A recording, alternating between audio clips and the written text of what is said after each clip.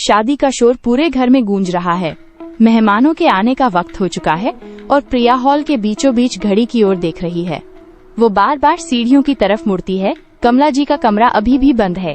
प्रिया कमरे के दरवाजे पर जाकर दस्तक देती है। अंदर से कोई जवाब नहीं आता। वो फिर से जोर से दरवाजा खटखटाती है, तभी अंदर से कमला जी की आवाज सुनाई देती है।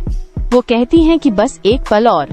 प्रिया की सांसें तेज हैं। वो अपनी घड़ी देखती है, वक्त निकलता जा रहा है। अचानक कमरे का कुंडा घूमता है और दरवाजा धीरे से खुलता है। कमला जी बाहर निकलती हैं। प्रिया उन्हें देखती है और अपनी जगह पर ठिठक जाती है। कमला जी ने 3 दशक पुरानी गहरे हरे रंग की सिल्क साड़ी पहनी है। उन्होंने बालों में ताज़ा गजरा लगाया है और गले में पुराने समय का पारंपरिक गहनों का सेट है। प्रिया की आंखें फटी की फटी रह जाती हैं। घर की गहमा गहमी के बीच एक पल के लिए सन्नाटा पसर जाता है। कमला जी अपना सिर ऊपर उठाती हैं। उनके चेहरे पर एक अलग ही चमक है। वो बिना किसी हिचकिचाहट के हॉल की तरफ कदम बढ़ाती हैं। प्रिया उन्हें एकटक देखती रहती है। उसके हाथ से बैग फिसलने को होता है। वो समझ नहीं पा रही कि इस तैयारी के साथ कैसे आगे बढ़ा जाए। कमला जी पूरे आत्मविश्वास के साथ हॉल की ओर बढ़ रही हैं और प्रिया बस उन्हें पीछे से देख रही है, दंग और हैरान। शादी के वेन्यू पर शर्मा परिवार की गाड़ी रुकती है। प्रिया सबसे आगे चल रही है, लेकिन उसकी नजरें बार बार पीछे चल रही कमला जी पर हैं। जैसे ही वे हॉल के मुख्य द्वार से अंदर कदम रखते हैं, रोशनी की चकाचौंध में कमला जी की साड़ी की चमक और भी अलग दिखती है। मेहमानों की भीड़ में अचानक एक हलचल होती है। कुछ लोग रुक जाते हैं। फुसफुसाहटें शुरू होती हैं। कोई कहता है कि क्या ये कोई पुराना ड्रामा है, तो कोई उनके विंटेज लुक को देखकर दबी हंसी हंसता है। प्रिया का चेहरा शर्मिंदगी से लाल हो रहा है। वो तेज कदमों से कमला जी के करीब पहुंचती है। वो अपने दुपट्टे को खींचती है और उसे कमला जी के कंधों पर डालने की कोशिश करती है ताकि साड़ी का पुरानापन छिप जाए। प्रिया धीरे से उन्हें कोने की तरफ खींचने की कोशिश करती है। कमला जी अचानक रुक जाती हैं। वो प्रिया का हाथ जोर से झटक देती हैं। उनके चेहरे पर सख्त भाव है। वो तेज आवाज में कहती हैं कि इस साड़ी में क्या खराबी है। उनकी आवाज सुनकर आसपास के 4-5 लोग रुककर उनकी तरफ देखने लगते हैं। प्रिया सकपका जाती है और अपना हाथ वापस खींच लेती है। कमला जी अपना सिर सीधा करती हैं और हॉल के बीचों बीच पूरे गर्व के साथ आगे बढ़ जाती हैं। प्रिया की उंगलियां अपने दुपट्टे के कोने को भींच रही हैं। वो हताशा में अपने पैरों को जमीन पर पटकती है और कमला जी के पीछे चलने पर मजबूर होती है। तनाव हवा में तैर रहा है और प्रिया अब नजरें चुराने की कोशिश कर रही है। शादी की रस्मों के बीच एक फैशन परस्त महिला मेहमान कमला जी की ओर बढ़ती है। वो अपनी नजरों को कमला जी के ऊपर से नीचे तक घुमाती है और एक तीखी मुस्कान के साथ कहती है कि ये साड़ी तो म्यूजियम की लग रही है।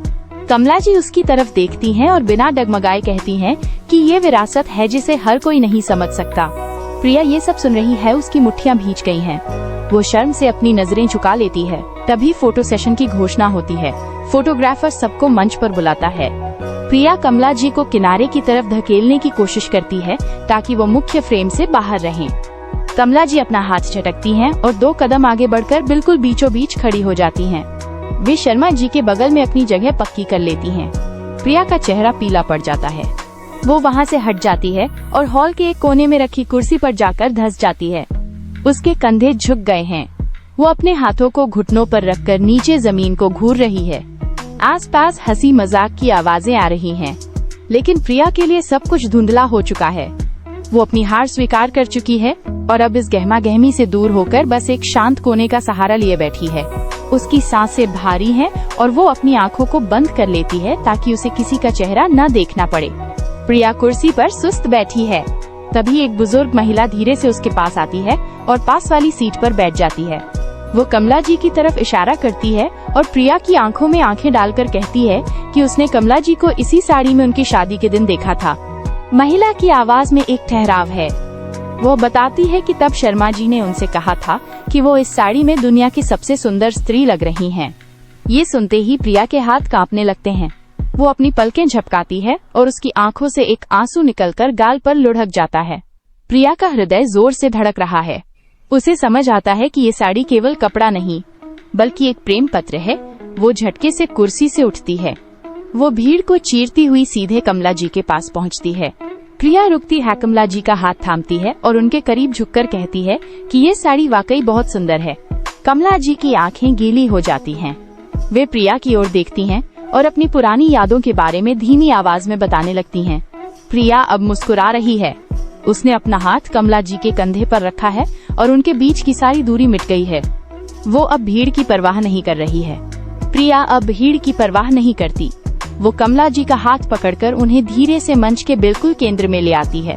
शर्मा जी दूसरी तरफ खड़े होकर मुस्कुराते हैं। प्रिया फोटोग्राफर की ओर इशारा करती है। कैमरा फ्लैश चमकता है।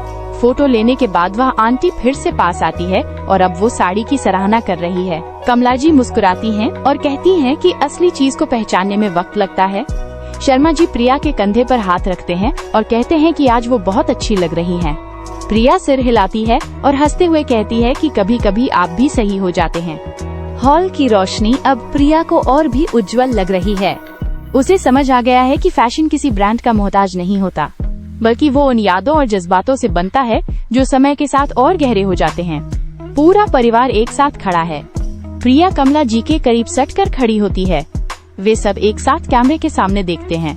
शादी का शोर अब उसे संगीत जैसा लग रहा है। वो अपनी सास के चेहरे पर आई उस चमक को महसूस कर सकती है जो किसी भी आधुनिक पोशाक से कहीं ज्यादा कीमती है। वे सब मंच से नीचे उतरते हैं। प्रिया अब पूरी तरह संतुष्ट है। कहानी यहाँ आकर एक सुखद मोड़ लेती है, जहाँ बाहरी दिखावे से ऊपर उठकर रिश्तों की अहमियत को प्राथमिकता दी गई है।